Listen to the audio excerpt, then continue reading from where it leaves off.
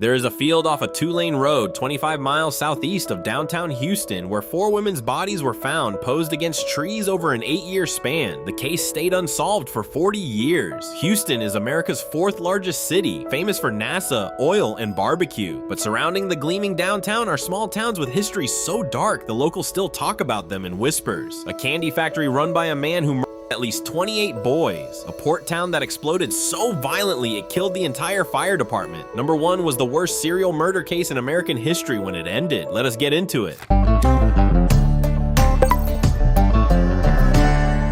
Brazoria County, roughly 60 miles south of downtown Houston, a tiny beach village at the mouth of the Brazos River on the Gulf of Mexico. Population barely a few hundred. Quintana was badly damaged in both an 1899 flood and the 1900 Galveston hurricane. Portions of the community were abandoned and never rebuilt. The broader Brazoria coast is dotted with former plantation sites from the antebellum era, when this stretch of Gulf Prairie was one of the wealthiest slaveholding regions in Texas. Stephen F. Austin's original colony centered here. The sugar and cotton plantations that made Brazoria County rich in the 1840s were powered by enslaved labor, and the archaeological remains of slave quarters and sugar mills sit in the tall grass along the coast. Some of the plantation cemeteries have unmarked graves that have never been formally surveyed. The combination of hurricane destruction, plantation history, and coastal erosion makes the southern Brazoria coast feel like a place that keeps losing its past to the water and the wind. Quintana today is a quiet beach village with a county park. The hurricanes took the buildings, the river took the shoreline, and the unmarked graves in the tall grass are the only record of the people who built the wealth that the storms washed away.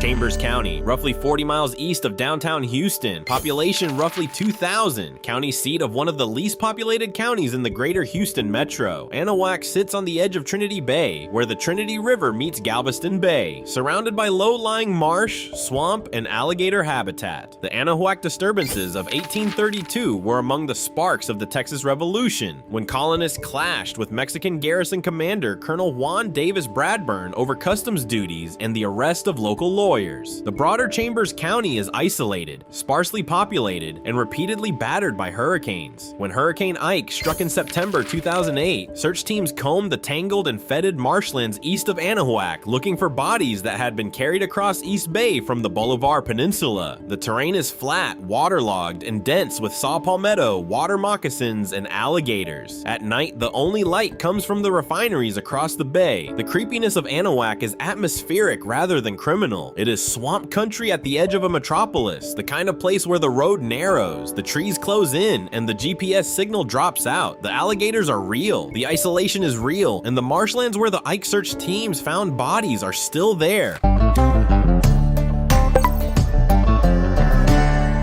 Montgomery County, roughly 40 miles north of downtown Houston, population roughly 1,100. The name is the entire entry, Cut and Shoot, Texas. The town got its name from an almost violent 1912 church dispute over a steeple design and which visiting preacher would be allowed to use the pulpit. Accounts vary, but the most cited version says a small boy caught in the middle of the shouting congregation announced he was going to cut around the corner and shoot through the bushes. The phrase stuck. The community incorporated as Cut and Shoot in 1969. The town's most famous resident was heavyweight boxing contender Cleveland Williams, who fought Muhammad Ali for the title in 1966 at the Astrodome and was knocked out in the 3rd round. Williams was later shot by a Texas highway patrolman during a traffic stop in 1964, an incident that may have cost him his prime fighting years. He died in a hit-and-run accident in '99. Cut and Shoot is not dangerous. It is not haunted. It is on this list because the name sounds like a threat, and the origin story involves a church fight so heated that a child's escape plan became the town's identity. The town is proud of the name. They put it on the water tower. Hardin County, roughly 75 miles northeast of downtown Houston, at the edge of the Big Thicket. Population roughly 1,700. Sour Lake was a health spa resort in the 1800s, drawing visitors to its sulfur springs. Then oil was struck in 1901, and the town became the birthplace of Texaco, founded here in 1903. The surrounding big thicket boomtowns, Saratoga and Batson chief among them, were lawless. Justice of the Peace records from 1909 and a 1910 in Batson note men found knifed or shot behind saloons with a regularity that suggests murder was a cost of doing business. The oil boom left Sour Lake sitting atop a salt dome with one of the biggest sinkholes in Texas. The old springs are gone, oily seeps still mark the landscape. The sinkhole is not fenced. The big thicket surrounding the town is the densest and most biologically diverse forest in Texas, a tangle of hardwood, cypress, carnivorous plants, and black bears that the National Park Service calls a biological crossroads of North America. The combination of a sinking town on a salt dome, a lawless boom-bust history, oily seeps bubbling through the soil, and a forest dense enough to swallow a person makes Sour Lake the creepiest place most Houstonians have never heard of. The springs are sour, the ground is sinking, and the thicket does not give back what it takes.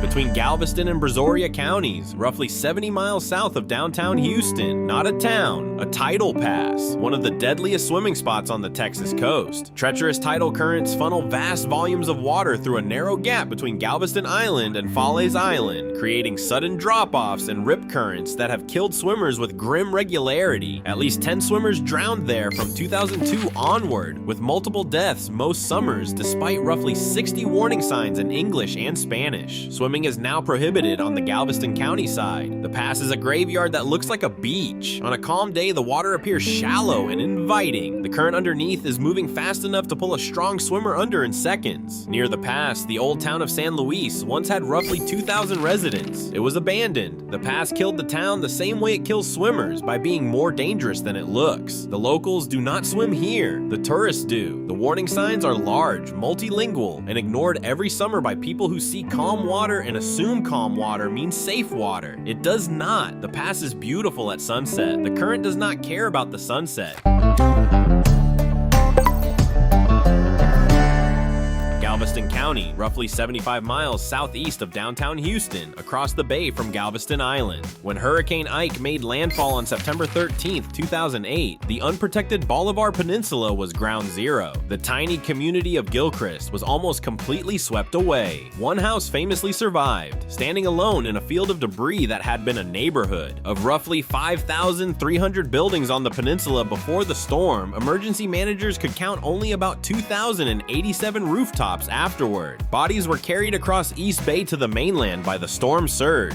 About 20 people from the area were confirmed dead or remained missing months later. Search teams used airboats to sift the fetid marsh looking for remains.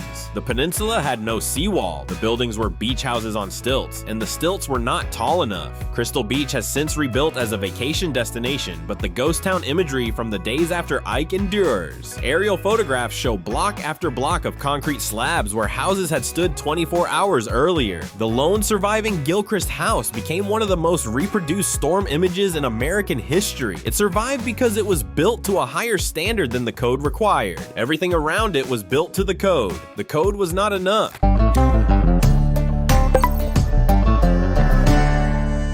Brazoria County, roughly 50 miles south of downtown Houston. Population roughly 700. A village haunted by legend. By Bailey's Light, the ghost of eccentric pioneer James Britton Bailey, who died of cholera in 1832, and per his will was buried standing up facing west. Legend adds he demanded his rifle and a jug of whiskey be buried with him. The whiskey was allegedly stolen by a neighbor before the burial, so Bailey's ghost roams the prairie as a bouncing ball of light searching for it. The Texas State Historical Marker at the site notes his restless ghost is said to walk this prairie. That is the state of Texas, through an official marker acknowledging a ghost. The light has been reported for nearly 2 centuries. Locals describe a glowing orb that moves across the flat prairie at night, hovering a few feet off the ground, changing color and retreating when approached. Skeptics cite swamp gas, bioluminescence, or refracted car headlights. Believers cite the fact that sightings predate cars by 70 years. Bailey's Prairie is the gentlest entry on this list. Nobody died violently, nobody was poisoned.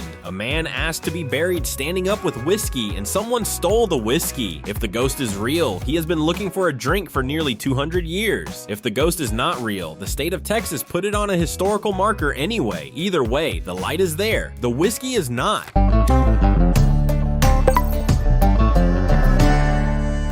Waller County, roughly 50 miles northwest of downtown Houston, home to Prairie View A&M University, one of the oldest historically black universities in Texas. In July 2015, Sandra Bland, a 28-year-old Prairie View A&M graduate, was pulled over near campus for failing to signal a lane change. The traffic stop escalated. Bland was arrested. 3 days later, she was found hanged in the Waller County Jail. Her death was ruled a suicide. Her family disputed the ruling. Dashcam footage of the stop, in which the trooper threatened Bland with a taser and told her, "I will light you up," went viral and became a national flashpoint in the Black Lives Matter movement. The Texas Commission on Jail Standards found the jail had violated state rules requiring hourly inmate checks. The trooper, Brian Encinia, was indicted for perjury and fired. The Bland family's wrongful death lawsuit settled for $1.9 million.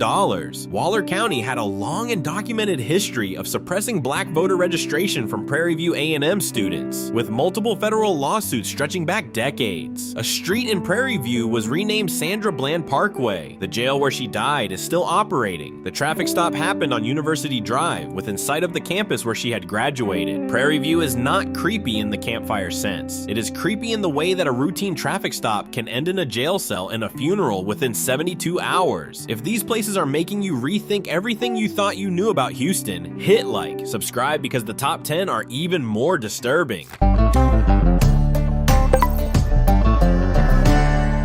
Galveston County, roughly 35 miles southeast of downtown Houston, population roughly 13,000. On May 18, 2018, a 17-year-old student at Santa Fe High School opened fire in an art classroom, killing 8 students and 2 teachers and wounding 13 others. It was one of the deadliest school shootings in United States history. The accused has been repeatedly ruled incompetent to stand trial and as of 2026 remains hospitalized rather than convicted. The victims' families have waited 8 years without a trial. The town erected memorials, including the unfillable chair, a single empty school desk placed outside the school, and a warrior spirit statue. Santa Fe's also connects to the Texas Killing Fields case. 2 earlier missing girls, both teenagers, were last seen in or near Santa Fe before their bodies were found in the League City field. The town's grief is compounded by the fact that the shooter has never faced a jury. 8 years, 10 dead, no trial. The unfillable chair sits outside the school where it happened, empty, weathering, and waiting for a justice system that has not delivered a verdict. Santa Fe is a small town that experienced a nationally televised tragedy and then watched the legal process stall for nearly a decade. The chair is still empty, the classroom has been rebuilt, and the families are still waiting.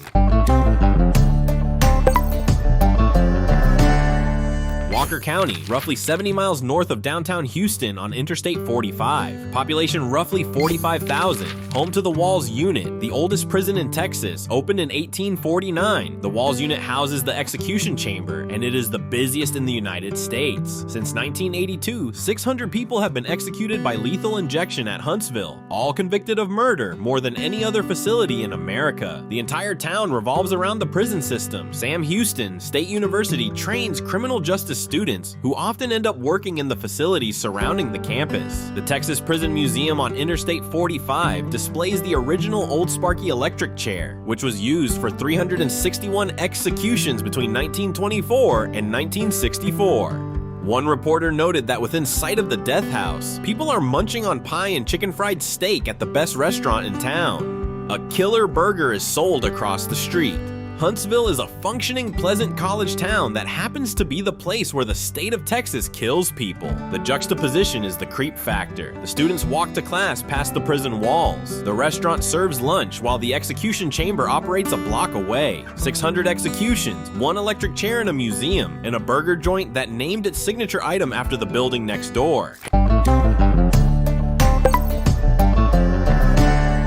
Harris County, roughly 20 miles east of downtown Houston on the San Jacinto River. Paper mill waste pits built in the 1960s on the riverbank, contaminated with cancer-causing dioxins, partly submerged and repeatedly eroded by floods. A Superfund site since 2008. A fish consumption advisory remains in effect. In April 2026, the EPA issued a unilateral administrative order requiring International Paper and McGinnis Industrial Maintenance to remove roughly 230,000 cubic yards of dioxin poison-laced material at a cost estimated between $210 million and $262 million. A February 2026 Texas Department of State Health Services report found higher rates of certain cancers in East Harris County along the San Jacinto River. One longtime Channelview resident recalled childhood summers swimming in the river near the pits, describing it as immersing yourself in a chemical bath. The waste pits have been leaking into the river that feeds Galveston Bay for over 60 years. Every major flood, including Hurricane Harvey in 2017, erodes the cap and releases more dioxin into the water. The cleanup will cost $250 million. The cancer rates are documented. The fish advisory means do not eat what you catch, and the river that runs past the waste pits flows into the bay, where people swim and fish every weekend. The pits are fenced. The river is not. Harris County, a neighborhood in southeast Houston on the Houston Ship Channel. Not a separate town, but a community hemmed in by a Valero refinery, 2 highways, and the densest petrochemical corridor in the Western Hemisphere. A majority Latino, low-income neighborhood that is a textbook environmental justice case. A University of Texas study funded by the city of Houston found that living within 2 miles of elevated levels of 1,3-butadiene around the Ship Channel's petrochemical complex was associated with a 56% increase in incidence of childhood acute lymphocytic leukemia compared with those living more than 10 miles away. A separate analysis found Manchester's particulate burden roughly 50 to 60 times the 8-county regional average. The air visibly and smellably hazy. Residents describe headaches, nosebleeds, and a chemical taste that coats the mouth on bad days. One CNN feature dubbed it a stinky neighborhood. Manchester is not creepy in the ghost story sense. It is creepy in the sense that children are growing up breathing air that a peer-reviewed study links to a 56% increase in childhood leukemia, and the refinery next door is still operating. The houses are cheap, the refineries are close, the air is measurable, and the families who live there know what is in the air because the study told them the refinery is still there.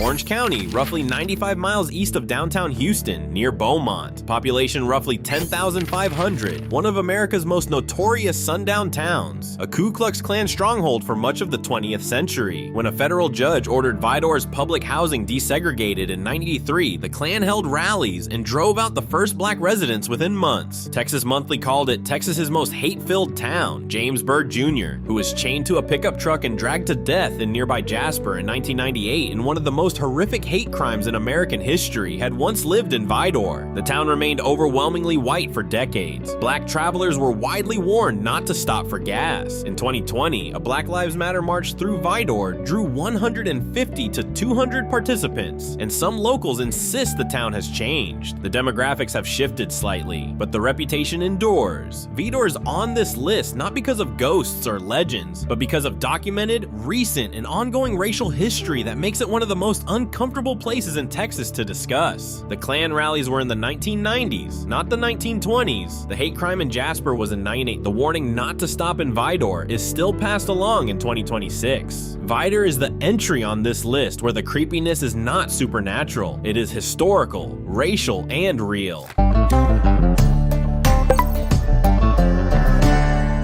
Hardin County, roughly 90 miles northeast of downtown Houston, in the Big Thicket, an 8-mile dead-straight dirt road through dense forest where a mysterious ghost light has been reported for over a century. The road is the former bed of a Santa Fe rail line, laid in 1901 and pulled up in 1934. The light appears at the far end of the road, a yellowish-white orb that hovers, bobs, changes color, and retreats when approached. Folklore attributes it to a decapitated railroad brakeman searching for his head. Other versions blame murdered road workers or Civil War spirits. Skeptics cite swamp gas, foxfire, or refracted car headlights from Highway 787. But sightings were documented well before cars existed in the region. Interest exploded in 1960 when County News editor Archer Fullingham ran front-page stories. The road was officially designated the Ghost Road Scenic Drive County Park in 1997 by Hardin County. You can drive it tonight if you want. The road is public, dirt in the middle, and lined with forest so dense the canopy closes overhead. Bragg itself is a ghost town. The post office closed in 1914. The only thing left is the road and the light. The light has been seen for over 100 years. It has never been conclusively explained, and the county named a park after it.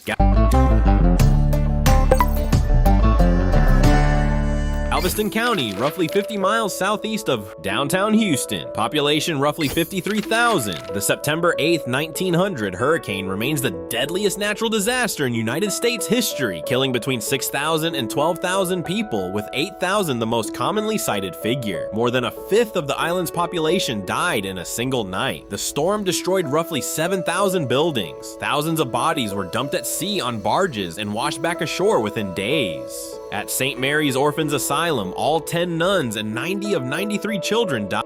The nuns had tied the children to their waists with clotheslines so the waves would not separate them. The waves did not separate them. The waves killed them together. Galveston rebuilt behind a seawall completed in 1904 and raised the entire grade of the city by up to 17 feet. Residents literally walk atop the old city and it's dead. The island leans into its haunted reputation. The Hotel Galvez, opened in 1911, is marketed as one of America's most haunted hotels, centered on a guest known as Audra, the lovelorn bride, said to have hanged herself in room 501. Guests report a keycard that scans as expired 1955. Galveston is the entry on this list where the body count is the highest and the ghosts are the most commercialized. 10 nuns tied 90 children to their bodies so the water would not take them alone. It took them all. That is not a ghost story. That is a fact. Galveston County, roughly 40 miles southeast of downtown Houston. Population roughly 50,000. On April 16, 1947, a fire aboard the French cargo ship SS Grand Camp detonated approximately 2,300 short tons of ammonium nitrate in the port. The explosion killed at least 581 people, including all but one member of the Texas City Volunteer Fire Department. It remains the deadliest industrial accident in United States history. The blast generated a roughly 15-foot wave that swept through the port. The shockwave was felt in Louisiana. The explosion was heard 150 miles away and registered on a seismograph in Denver. The Grand Camp's 2-ton anchor was hurled across the city and found embedded in the ground over a mile away. A second ship, the SS High Flyer, also loaded with ammonium nitrate, exploded approximately 15 hours later. Fires burned for a week. Nearly the entire volunteer fire department had responded to the initial ship fire and were standing on the dock when the cargo detonated. They were the first to arrive and the first to die. Texas City rebuilt and remains a major petrochemical hub. A memorial cemetery and park honor the unidentified dead. The Grand Camp's anchor is displayed as a monument. The town built a memorial around the weapon that killed it. The anchor weighs 2 tons. The fire department lost 27 of its 29 members. The refinery stayed. Galveston County, roughly 25 miles southeast of downtown Houston. A single rural field off Calder Road where 4 women's bodies were found between 1983 and 1991, all young. Several left posed against trees. The broader Interstate 45 corridor between Houston and Galveston is tied to roughly 30 murdered women since the 1970s, earning the highway the nickname Highway to Hell. The 4 Calder Road victims were Heidi Fye, age 25, found 1984, Laura Miller, age 16, found 1986, and 2 women who remained unidentified for decades until genetic genealogy identified them in 2019 as Audrey Lee Cook and Donna Gonsulin Prudhomme. Director Amy Kennan Mann described the field as a place where you could see the refineries and Interstate 45, but if you yelled, nobody would hear you, and if you ran, there would be nowhere to go. The case broke open in 2026. On March 31st, a grand jury indicted James Dolphs Elmore Jr., age 61, of Backcliff, for manslaughter and felony tampering with evidence in the death of Laura Miller, and an additional tampering charge in the death of Audrey Cook. The longtime prime suspect, Clyde Hedrick, who was convicted in 2014 of manslaughter in the related death of Ellen Beeson and paroled in 2022, killed himself on March 21st, 2026, before the grand jury returned its decision. The field is now owned by a local church and sits across from a housing development. 30 women over 30 years, 4 bodies in 1 field, a suspect who killed himself before the indictment, and a father who built an organization that has searched for over 20,000 missing people because nobody searched fast enough for his daughter.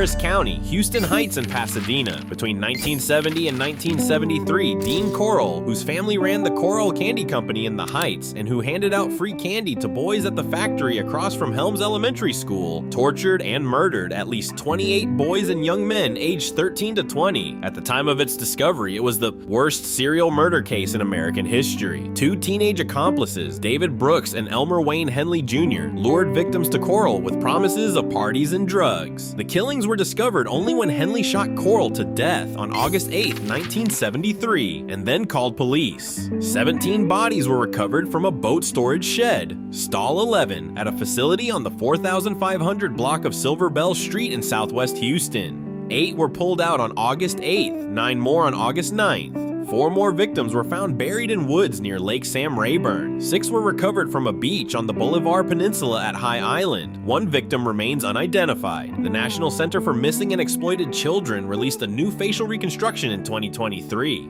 The candy factory at 505 West 22nd Street no longer exists as it did. The Pasadena house at 2020 Lamar Drive, where Henley shot Corll 6 times, was demolished on February 24, 2023.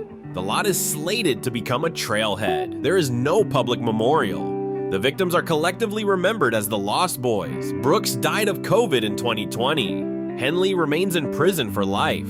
Number 1 is not a ghost story. It is 28 boys murdered by a man who gave away candy across the street from an elementary school that is still open. The factory is gone. The boat shed is unmarked. The beach at High Island looks like any other beach. And the school across the street from where the candy factory stood still has children in it. The Lost Boys have no monument. The man who killed them has a Wikipedia page longer than most of their obituaries. Houston hides 18 places behind bayou fog, refinery smoke, swamp, and suburban sprawl. The city that gave America the space program also gave it a candy factory serial killer, a port explosion that killed an entire fire department, and a highway where women's bodies turned up for 30 years. Every city has secrets. Houston buries them in fields off 2-lane roads and in waste pits along the river. The creepiest thing about these 18 places is not that they exist. It is that most Houstonians drive past them every day without knowing what happened there. Drop a comment with the place that shocked you the most. Subscribe because we have more lists coming that will change how you think about where you live. See you in the next one.